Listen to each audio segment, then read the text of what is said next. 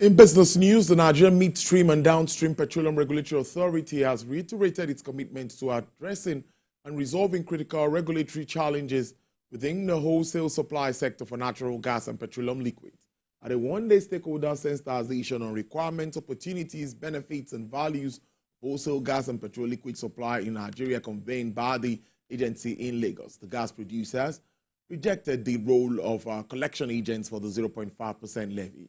But the Chief Executive Officer of the NMDPRA, Mr. Farouk Ahmed, was represented by the legal advisor and secretary of the agency, Dr. Joseph Tolorunse, where he said that the workshop is aimed at clarifying and enhancing the implementation of regulations governing wholesale supply operations of natural gas and petroleum liquids in Nigeria.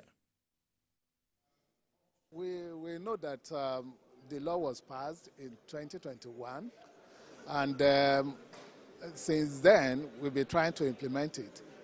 Actually, some companies have been paying, while others have not.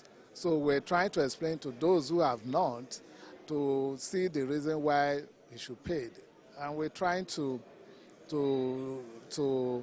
implement the law from the time it was passed. We are having resistance in the sense that implementation did not begin immediately when the law was passed, because we need to pass regulation, we need to make guidelines that will specify the procedures for collections. So the timing for implementation is also part of what we are discussing.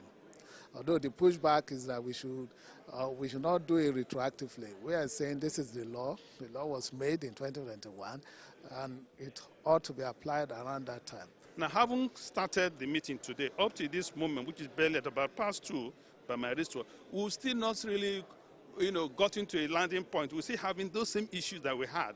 So we believe that the end of this workshop should be, should give us a direction where at the end of the day, the regulators will be better in a position where, the business of the day, which has to do with the regulation within the IOCs and also how to do business, will be favorable to both the country and also the players at the end of the day, together with the agency.